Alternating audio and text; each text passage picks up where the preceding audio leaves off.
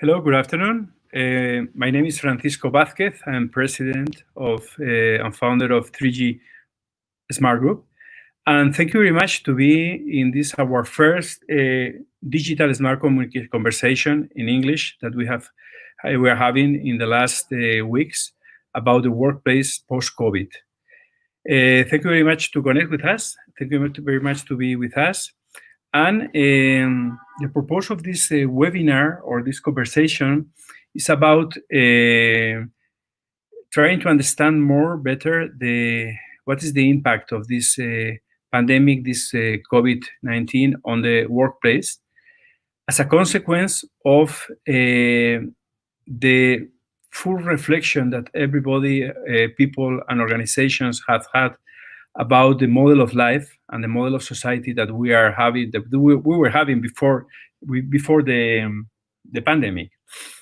This is connected to that we have, for most of us, we have done homework. We have been stay at home working, and we have tasted the potential of the technology in these last months. Technology that was already there, but we have really, most of us do like a master in all type of communication tools. And we have most of the conclusion of the conversations that we have had with many organizations and people is that things have been working quite well, quite more, perhaps sometimes more than well. The use of technology have maintained not only the communication between ourselves, also we have been able to work out at home to do all our tasks remotely. So this is an opportunity, it's a unique moment to accelerate and to really undertake the transformation that we were seeing from the last years, where we're talking about digital transformation. Now this is the time. This is the opportunity for many organizations and for many people to change things.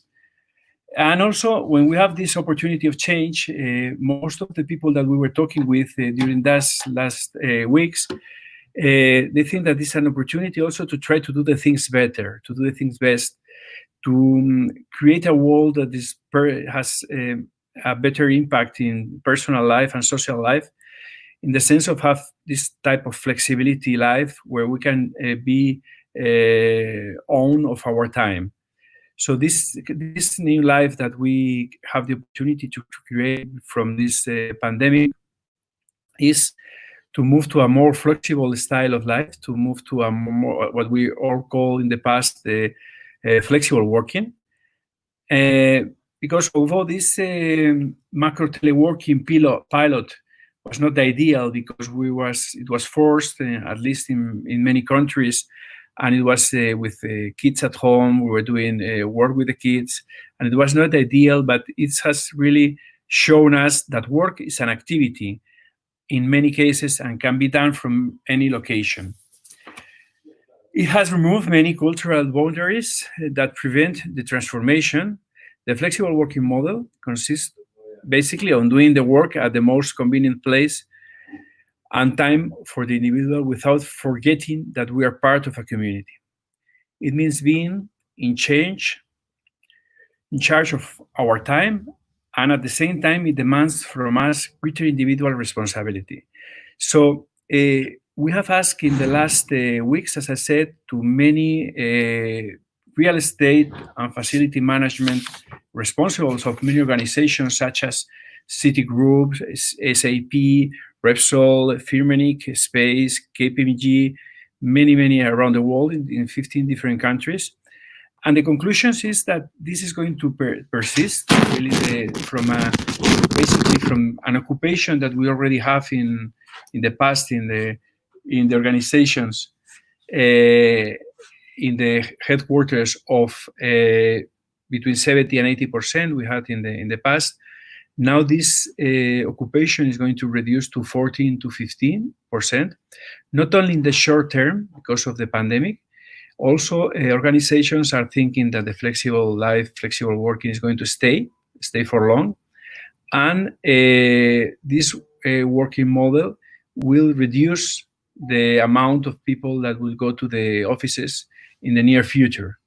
So that means an occupation of 40%, which probably go down in the future to nearly 30 or 40%. So we are going to dimensioning instead of square meters for employee to square meters for occupant and activity, which was something that we already know, which was the activity-based design. From corporate headquarters to merely work to the distributed workplace ecosystem. So we are talking about that work is an activity, not a place. So really we'll have different sets of working, different ecosystem of working, which is a distributed workplace with, of course, home working, of course, the corporate headquarters, but only, which is called the third place, which is as important as the other two. From headquarters as a place to carry out tasks to a headquarters as a place to socialize in learning and collaborating, which is the things that we cannot do remotely. From offices like chicken farm style to offices that reflects the company's culture and the values. From an office that assigns tasks like in a production line to a new concept of work, the end of open spaces and the rise of flexibility. From work settings that for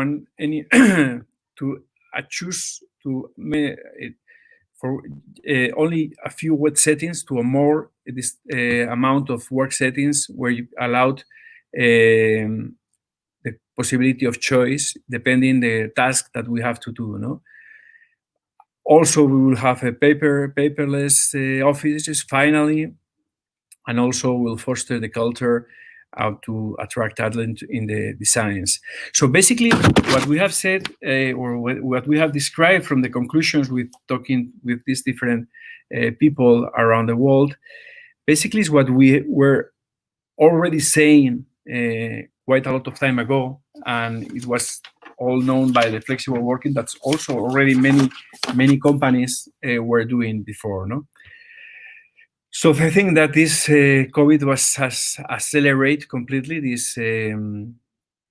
this transformation of the workplace. And to talk about this, we have three speakers, three people that we have invited, which I'm going to introduce you one by one, and they will be explaining their point of view of this situation, the workplace post-COVID. The first one I want to introduce is Madeleine Evans, which is founder and CEO of Level. Good afternoon, Madeleine. How are you? Hi, good. How are you? Can you hear me? Yes, perfectly. Thank you very much for being with us. Perfect. And the first thing that I'm going to ask you is to explain a little bit with what is Level, your company. And after that, if you tell us about your point of view of what the COVID, the pandemic has influenced in the workplace. Sure, yeah. So founder and CEO of Level, we're a workforce management solution for innovative, forward-thinking companies. In particular, we provide a way for you to be able to stay in touch with and check in on the both well-being and productivity of your employees, but also to understand on a daily basis kind of what's driving that. So what are the factors, organizational level, behavior level, work resource level, that are impacting daily changes and accelerate the design of both work management in your organization to conform to what employees actually need on a day-to-day. We're working with some interesting organizations, including with Babylon Health. We're working with kind of their frontline remote distributed clinical workforce on improving their well-being productivity, which has given us a lot of interesting insights also into what that really means to have the future of work. Talking a little bit about what we see going forward in the future. I'm going to speak from what I might call kind of human-centric, employee-centric lens, view from the perspective of both employees and leaders. We talk a lot, so our core stakeholders are typically heads of HR, CEOs, if they're kind of people and brand centric, heads of people, also COOs, sometimes heads of IT, and then often heads of change and transformation, because we touch all aspects of the enterprise with our approach. So the core problems are still the same when we think about what are the high-level statistics that we can see and measure about our organizations and the workforce. We've had stagnant human capital productivity growth, and there's still extremely high prevalence of core risk factors, both for burnout and for ill mental health. Level's done some research that shows that this is the UK and the US, but 60% of the UK and US workforce are feeling at least somewhat stressed and exhausted on a daily basis. And we all know the research that that's an early risk factor, both for low productivity, but also for anxiety and depression. And then of course, turnover in work. So in a way, these problems still exist, right? And that means those are still the same challenges for the enterprise. On the other hand, obviously a lot has changed. And specifically, things have changed in terms of the distribution of risk factors, which is really interesting. And also, as we've heard, in opportunity. So specifically, we have seen an increase in job control and flexibility. And that's a result of COVID forcing us all to work from home. And we expect that to continue in the future, right? So that then also means that our psychological environment has dramatically changed. No longer is our psychological environment determined by, or at least even wholly determined by, being in a particular building. It's partially determined by being at home, or in the future, maybe being at the cafe, social distancing while we're doing our work, which is impacting how we're feeling, and then again, our performance and health. And also we have less opportunities or fewer opportunities to communicate and engage with our colleagues. So we are definitely seeing feedback, even from our users, that some of the main themes that are coming up are, yeah, I've got a lot more flexibility and this is great, but also I'm not 100% sure what I'm going to do with that control. It's finding that it's coming into stark relief how difficult it is to decide exactly how I'm supposed to manage my time and how to spend it so that I can, be productive, be happy, be effective, stay motivated without colleagues there, or without my manager telling me what to do, or, with the benefit of no distractions. And they're also really feeling like they're lacking community. And so there's this kind of gap now in figuring out how we can provide this sense of psychological community without being in the same space. So I think as we go forward, we're definitely of the mind that not only will this be the case, that we will retain a greater distribution of a percentage of workers who are flexible working from home, but that this should be. So job control and flexibility is a core factor. This comes from burnout research in enabling employees to do what they need best, both for their own health and productivity and performance. So it's very positive for those kind of big challenges that I talked about. On the other hand, now, the core challenge for the organizations are, one, to understand how to stay in touch and keep track of how employees are doing day to day, right? So you no longer can just figure that out by walking around. Secondly, to execute a shift to re-optimize your use of corporate resource, do a root and branch reevaluation of investments in space, facilities management approach, your IT communications purchases, right? Potentially even how much you've invested in line management. And then finally, also to really think about how they can refocus their learning and development efforts. Because now, right, with this increase in job control, the decisions on what I'm going to be doing daily have suddenly multiplied in dimensionality for employees. And all that's potentially good to enable people to be both more productive and do what they need healthier. It's not necessarily the case that everyone knows what they need to do. So we would say, from an enterprise leader's perspective, one of the key things that you need to be thinking about, in addition to what are you going to do with your facilities, is how can we empower employees to actually become aware of what they need to be productive and to be well on a daily basis in the new working environment, and help them gain the skills they need to best manage themselves.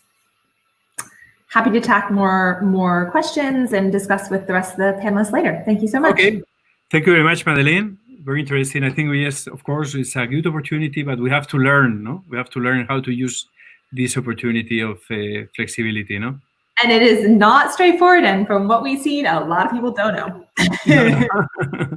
Okay, thank you very much. Okay, I'm going to invite the next person who is going to be with us is Mike Balle.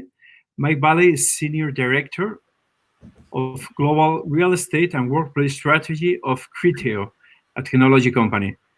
Good afternoon, Mike. Thank you very much for being with us. Good afternoon. So obviously, in my world of workplace and real estate, I think the COVID situation has triggered a moment where everything is going to get turned upside down. It is, I don't think I can overemphasize how changing this is going to be. If you think about it, back in the day, when I was a young man starting work, there was a real division between work and home, mainly driven by the fact that we didn't have smartphone technology, emails, things to keep us connected outside of the work environment and outside of the working hours. And because of that, the office was a place of resources. The office was somewhere you went to get access to your files, the company telephone, to your boss, to people who could sign contracts. And that was the case until relatively recently. I vividly remember, sales guys coming into the office in the early part of the week to connect to the network, to collect their emails, to sit down with a telephone that was on the desk, making appointments with clients, and then coming back in on, say, Thursday or Friday to print and send the contracts and tidy up the week. Mobile phones were so expensive that they were only used to receive calls because nobody could afford to make calls, and they certainly didn't have data on them. That was far too clever. And so we had our foot very firmly still in the office. But now, not only have we got cheap and available data, when we have little smartphones that are more powerful than the first laptop I had, we have laptops the size of magazines, we have internet connectivity absolutely everywhere. We were beginning to realize that we didn't need to be in the office quite so much, but there was a lot of resistance still to that thinking. And then suddenly COVID came along and just blew that out of the water. We were all forced home. Now, certainly in the company I work for, we sent everyone home for safety early on in the pandemic. Now, we're a tech company, or a tech-based company, and we were very lucky that therefore we can keep operating and that we have a high level of technology available. And so for the first weeks of the pandemic, we were just very happy that we could keep working. And it was challenging. And as the previous speaker said, it's very hard for us to switch off. And we've had to learn some strong lessons about, closing the laptop, going away, making sure we take lunch, etc. But there we were, focused on working at home. And then gradually, as the weeks and the months have gone by, we've realized, certainly in our industry or our business, that productivity has not taken the kind of hit that we expected it to. In fact, for us, we've barely taken a hit at all. So this has now thrown straight there into the conversation this question, well, if we are as productive, what's the office for?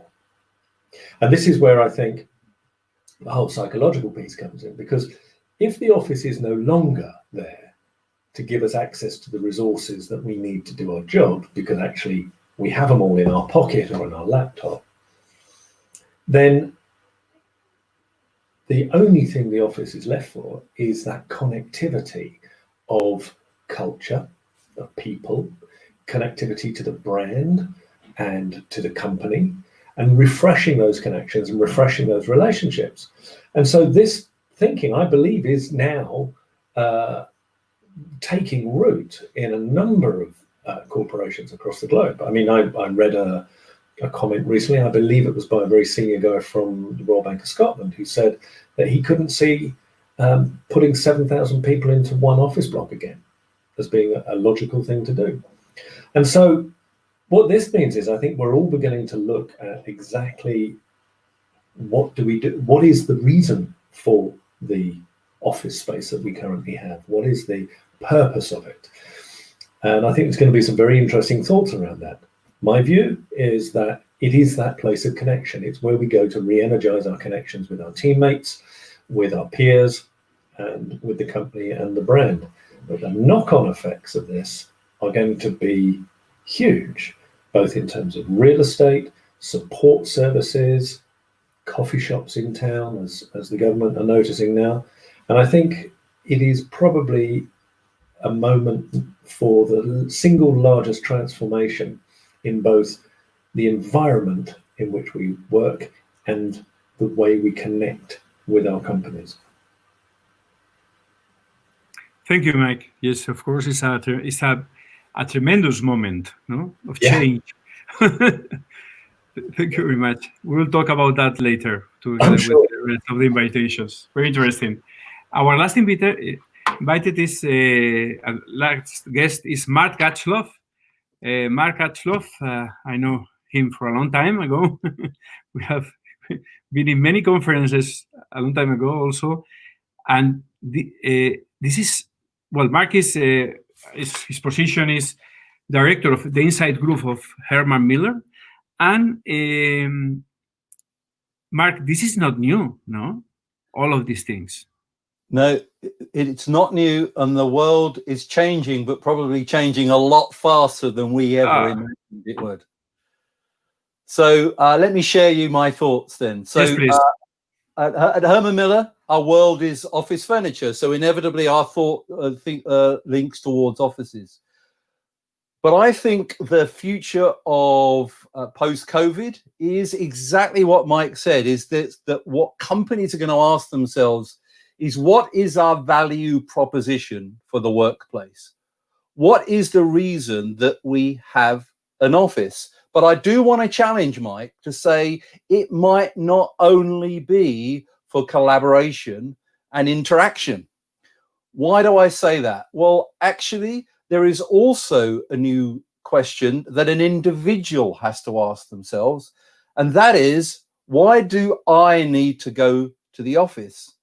And that might be, to Mike's point, to collaborate, to interact, to connect. But it might be for some so that I can work peacefully and quietly. Because actually not everyone has, like I have, an office of my own at home. And in fact, a lot of the research shows that a younger generation are struggling more with working from home because they don't have the facilities. And also a lot of that younger generation want to connect. They want to be in the center of a city. That's why they move from a smaller town or a city. But that's also why I think what we will see is the growth of what I think is being termed the hub and spoke model, where actually what you will see is smaller local workplaces. So for me, I have a difficult home working situation at the moment. I have 2 construction sites, one 2 doors from my house and one next door.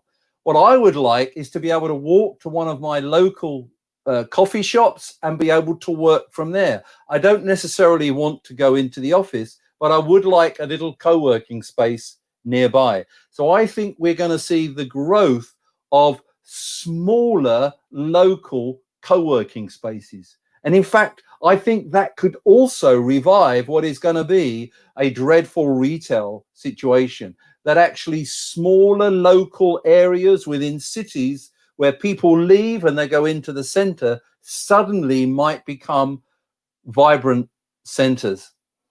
I think the other thing that we have to acknowledge is that we have to give people autonomy.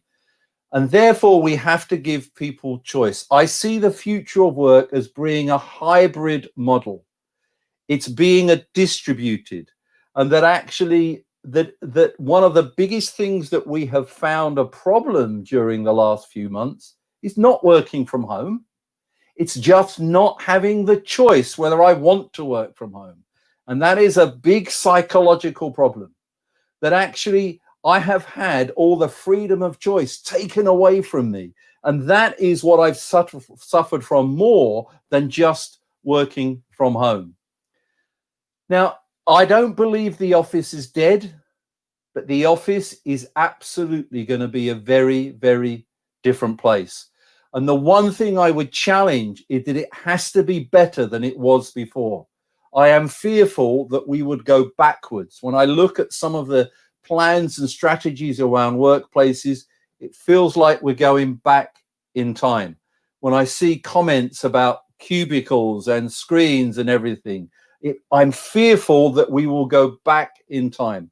We need to come out of this not just resilient, but more than resilient. We have to be creating workplaces where people go back to a greater environment, and that actually they want to be there, but the reason they're there might be a very different reason than has been in the past. Exciting times ahead, scary times ahead, but we just need to be prepared for many scenarios. Thank you, Mark. So if we can join all the rest of the guests. So I think getting your last words, Mark, we are talking about flexibility, of course, flexibility, choice, but this is something new for the people, no? As Madeleine was saying, we have to learn about that.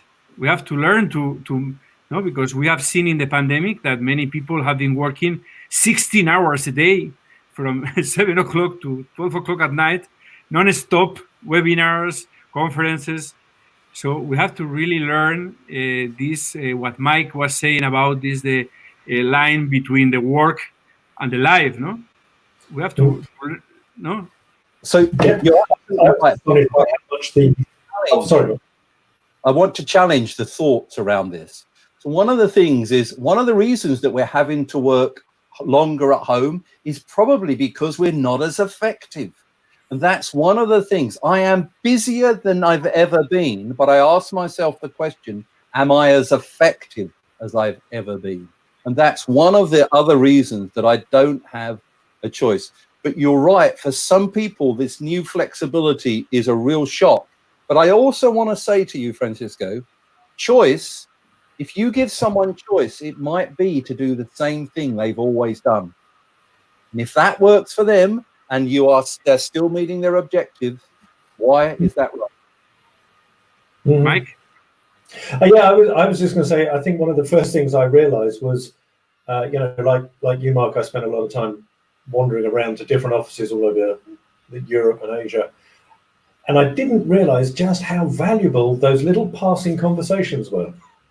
Because suddenly all those little passing conversations and that 2 minutes by the coffee machine, and that had to be a scheduled Zoom call or a series of emails.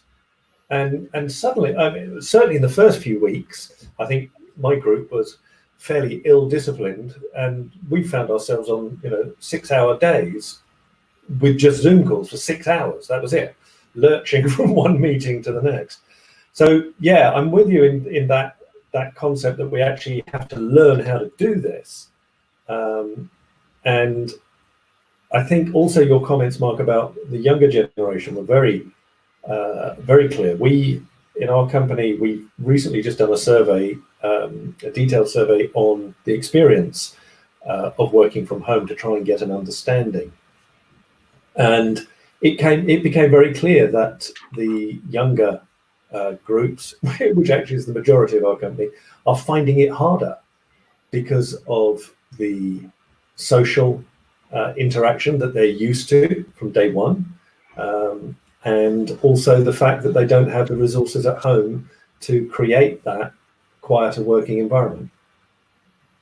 Yes, but this is something, as Mark said, that could change also during the time. No, it's not only a problem of generations. No, because if you have a works in the next door, you need to change your way of life. You have to have the choice of going to a formal area. No, so at the end, it's something that can change during the day, and this is the best thing of the flexibility work and the choice work. No, Madeleine. Yeah, I mean, 100%. It's been absolutely fascinating to see the details around this, and you can split it. It's giving us an opportunity to think very creatively, but also in a more nuanced way about what does it actually mean to do work? Like, what are the dimensions of work?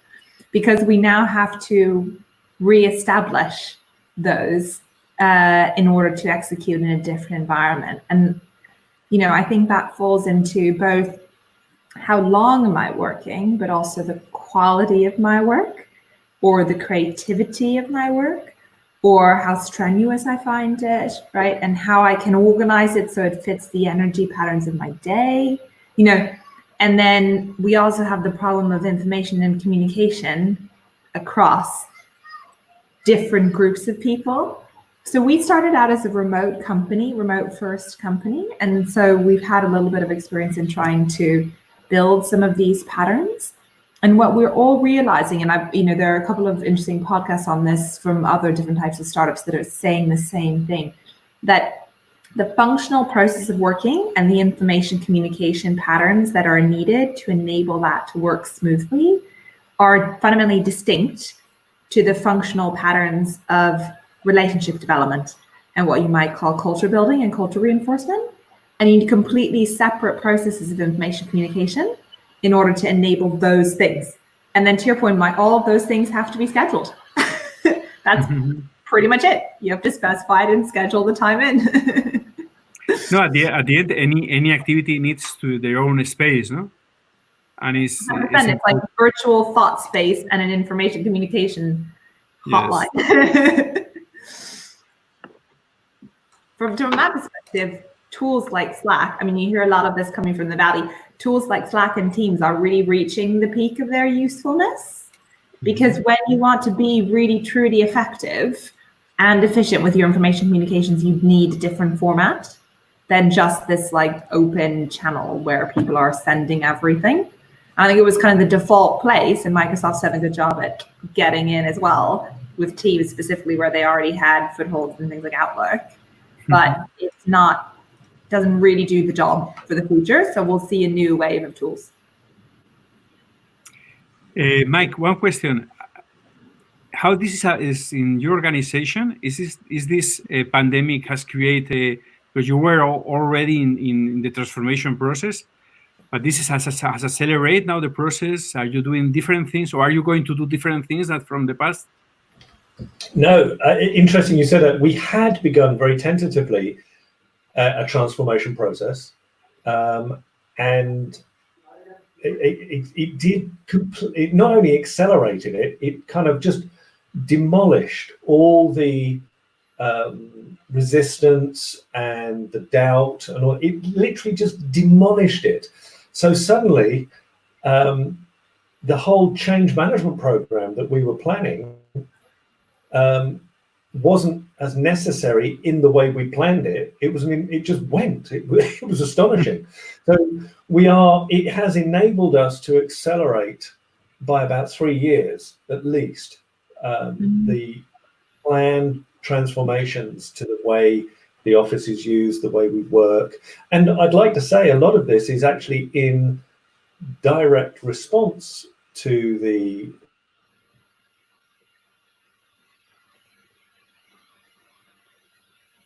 over 90% of the population requested greater flexibility in how they work, be it from home or be it from the office. So you all think that is you all think that is an acceleration? Is not a change of direction? My personal view is I don't think it is necessarily a change of direction. I think it's just an acceleration. Mark, how are you living this in the all the big organizations that Herman Miller is working with? Yeah, and I think it really does vary, but it often reflects management views. That's always that kind of cultural thing from that area. I think for some, what this has now done is it's taken away, as Mike said, all the arguments that those senior people would have had before, that we cannot make it work, we cannot do it. They've all gone. All those arguments have gone. However, again, what you have to do is still treat it as you're going through change. Because if you were doing an experiment, you would never have done it under these circumstances. You know, where we've got fear of, this is a matter of life or death, okay? So we've got fear of job losses, we've got fear of being ill, we've got kids at home, all of those kind of things. So all of that around us. But however, there were lots of arguments that we could never work flexibly, that the technology wouldn't support it. We can't give everyone the hardware or the software. All those have gone. So I think that is going to be a big challenge. And I also think that in the future, that flexibility, those that don't embrace this, they will lose the ability to hire the best people. Okay, but you don't think that there's a danger also to go back to the? Yes, I think because I saw very few organizations that are saying no, we'll go back at the same time, at the same way, with fixed 9 to 5 as we have before the pandemic. No, we're waiting for that. No. Yeah, and I think there are inevitably some companies that are intransigent, and now again, don't forget the kind of companies that you deal with and I deal with are often forward-thinking large organizations. The reality is there's lots of small companies out there employing 50, 60 people, 20 people, and they're the ones that I think are going to struggle to do anything about this. They're the ones that are going to find it difficult to change, particularly if they've got a command and control mentality. But there are some companies that, and I have spoken to some companies that are trying to already call people back into the office and don't want to encourage people to carry on working from home. And grief, I'm in a world where I want everyone to go back to the office because I need to sell some office furniture, and we sell furniture for the home. But however, what you have to do is just give people choice. If you want people to be effective, give them choice. And one of those choices is coming into the office. It's just one of those choices. Yes, because we have a home office, headquarters, and also, which is very important, the third space, no? Yep, absolutely. You have already mentioned, no, these co-working areas, these Starbucks, these different places nearby, no, from our homes, that we can also do our work, no? Yeah, and if I could, literally, I would be doing this from somewhere else, because I've been in these four walls for 3 months, and boy, I've had enough of it now. And I don't necessarily want to be in an office. I just would like to be in a different location. That's the big thing. And about the people, Mike, what has been the experience of the people that is working for Criterio? Do you think they want flexibility, so they have tasted, even if it has not been a good pilot, as Mark said, because it has been difficult with kids and so on. But all of the people have tasted this. No, they want to be like this. No, we did the experience survey, and we got, first of all, the first thing that surprised us was the number of responses we got. We got something like 90% of the entire company responding, which on a survey is phenomenal.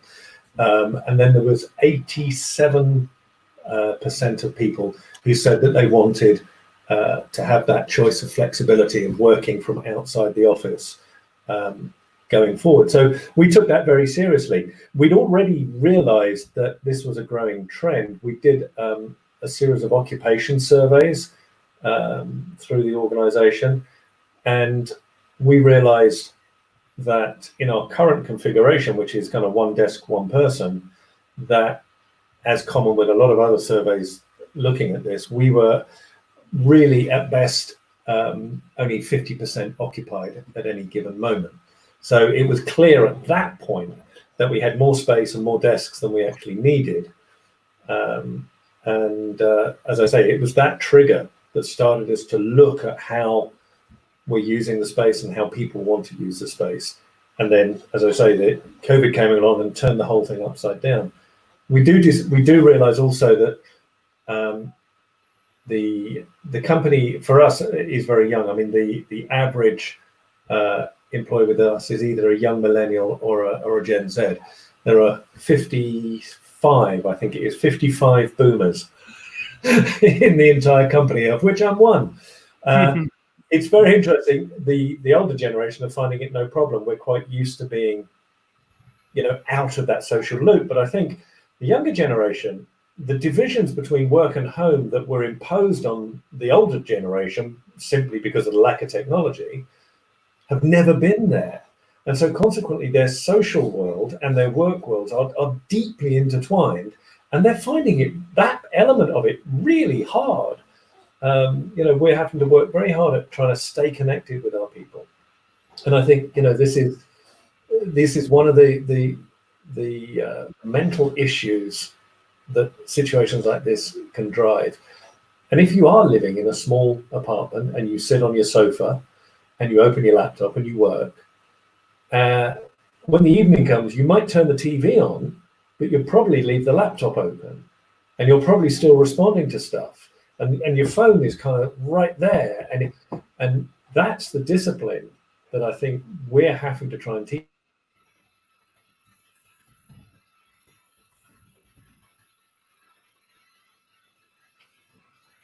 I think we lose it.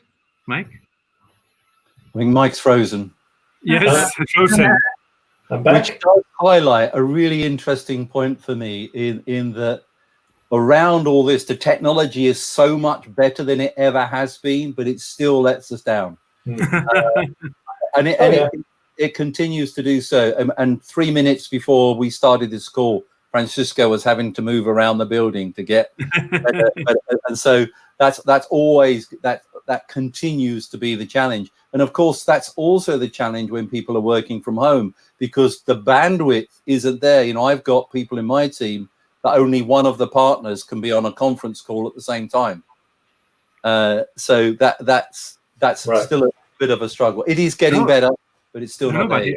But Mark, it works really, really good, because in about 24 hours, all the world has go home for working, no? I know. Yeah, it couldn't have done this 5 years ago, even, I don't think. Yes. And Madeleine, how it works, this flexibility, new world of flexible working related to wellness? Because in the last years, we have seen a growth about wellness from the people. This helps on this. What's your opinion? So, to the specific point, in the domain in which individuals are working in more traditional organizational environments, decades of research say that greater flexibility and greater job control are associated with reduced risk of burnout and greater engagement.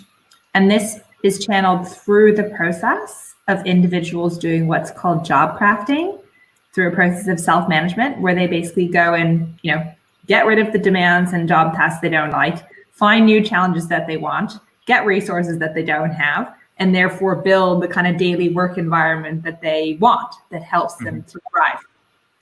Clearly, there's a whole bunch of conditionals on that, which is like, do you actually understand what works for you? Do you believe you can do it? There's kind of a psychological process. So that's what research says.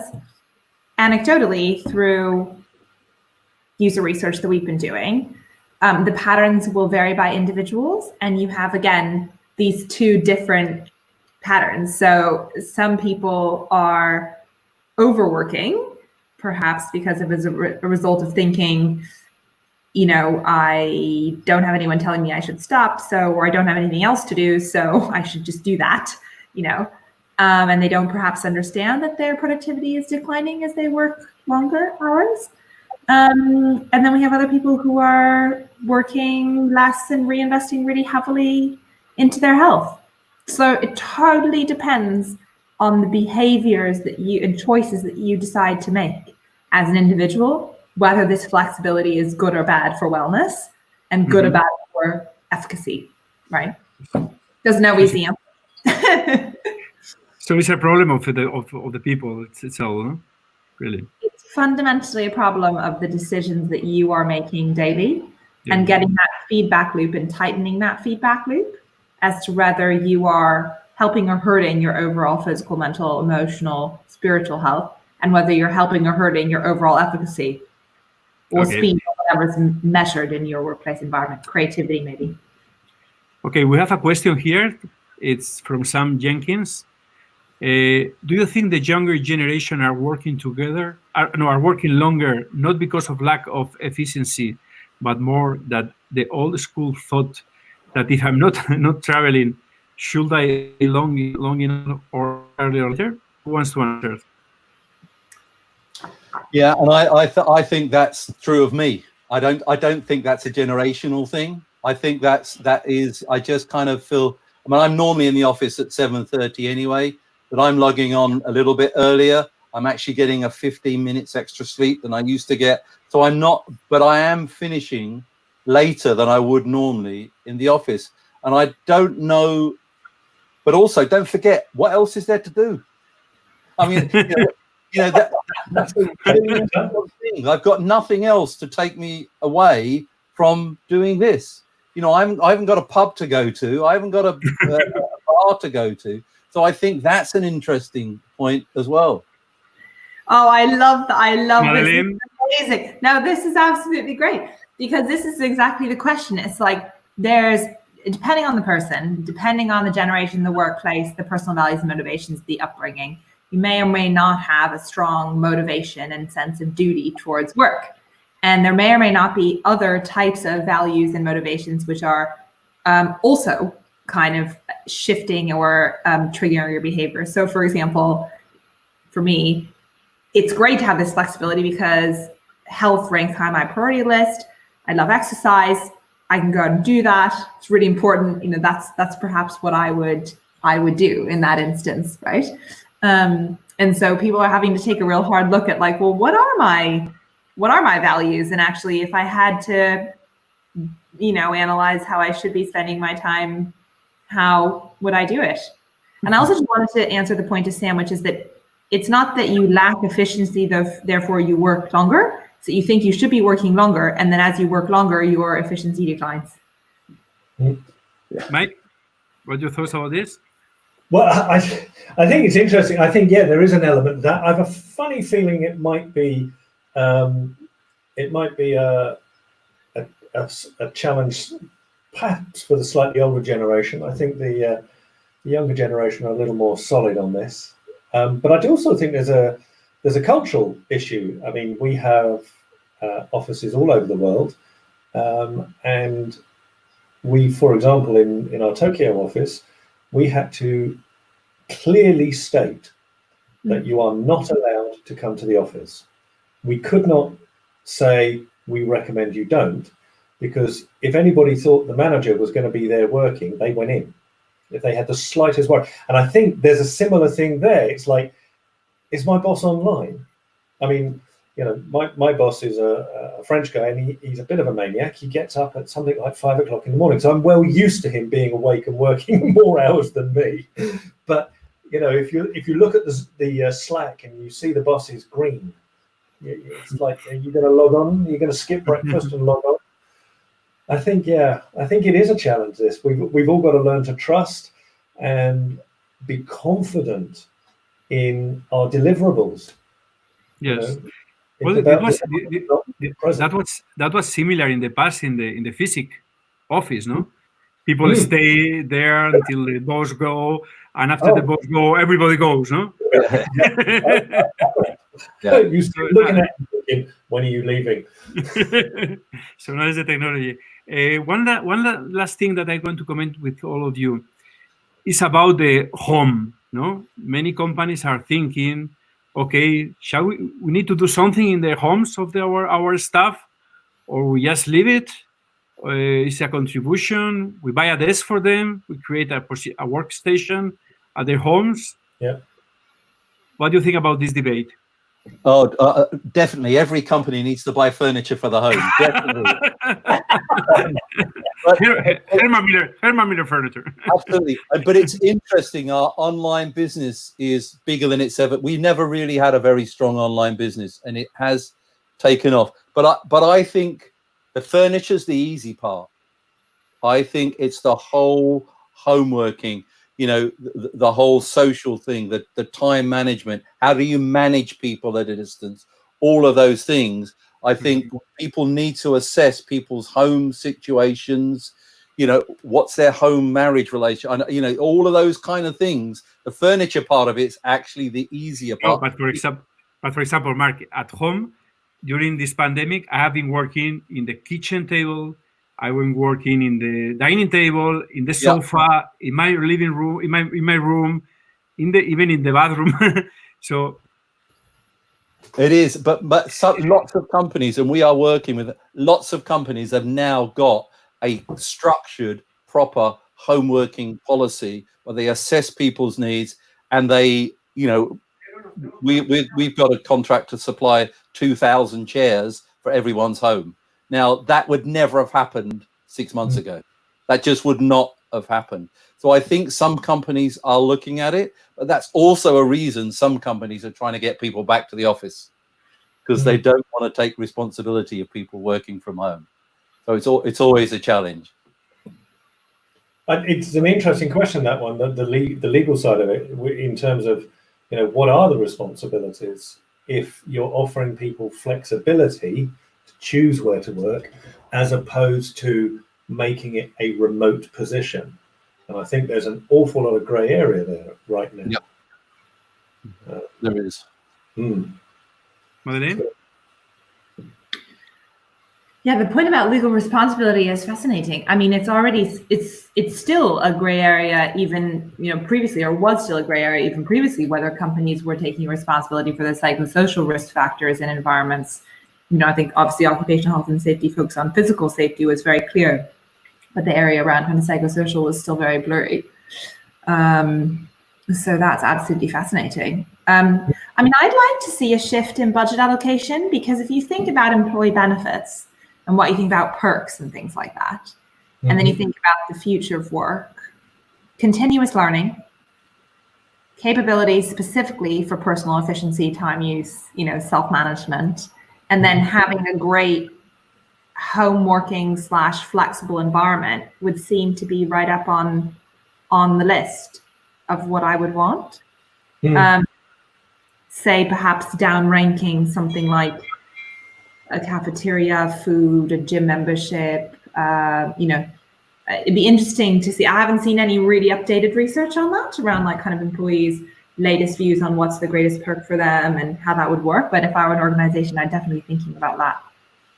One of the challenges we're finding is this whole thing about furniture and setting up the home is I think, going back to a point Mark did, is that it's, for a lot of people, they have a small apartment. They may be in a flat share. Okay, they may be able to isolate themselves in their bedroom or something while working. But most task chairs, which has been the single largest demand that we have faced in terms of, or the single largest complaint or issue that people have faced, a task chair takes up a phenomenal amount of space. It is not a small piece of equipment. And I'd love to see the furniture designers come up with something as effective as a task chair that can actually sit in the domestic environment. That would be a marvelous sort of next step development, because most people want it, but all this stuff, you get it in and it just fills a house. Then you've got small standing desks, right, as well, because standing desks is so great, but like one maybe that's a little bit smaller and that actually has a pedestal rather than having to sit on it on a table or something like that. Yeah, absolutely. I mean, I have a bit of a history of demanding new products from furniture designers. It's like, come on, solve these problems. Mark, go and have a word with these guys, please. In fact, one of our best-selling chairs is the smallest chair, work chair that we do. So that's really interesting that sold more online than the larger chairs, which tend to sell in offices. But I absolutely, you highlight one of the biggest challenges of home working is that not everyone can actually physically work from home. Certainly ergonomically, they can't do that well. Well, there you have a challenge, Mark, to... Absolutely. Doing everything we can to educate people. And we have our own online assessment where people can do their own online assessment as well. Okay. Thank you very much for being with us. We are almost on time. Thank you. But it has been a pleasure speaking with all of you. And we'll see what happens, no, in the future with all this flexibility. It looks like it goes to the right direction, no, with flexibility, with choice. So at the end, we are treating the people as adults and not like kids, no. But we'll see, no. If you want any of you to say the last things, happy to hear you. I'm going to be a cynic and say I don't think as much as will change as we always think it does. And come back in a year's time and let's see how things are. Because coming back to your point, Francisco, there are companies that don't want to change and they want it to go back how it was. And I still think, you know, we've got to make this change happen. Otherwise, we'll just go back to what it was like. So that's okay. I'm a bit of a cynic sometimes. Okay, I will take note, Mark, on the 20th of July, 2021. It's in the diary. We will meet together, okay, again, and see what happens, no? Okay? Okay, well, thank you very much. Indeed, Mike, Mark, and the 3 M's, no? Mike, Mark, and Madeline. That's 3 M's. Thank you very much. Bye-bye. Thank you. Thank you very much. Bye-bye. Take care. Bye-bye. Bye-bye.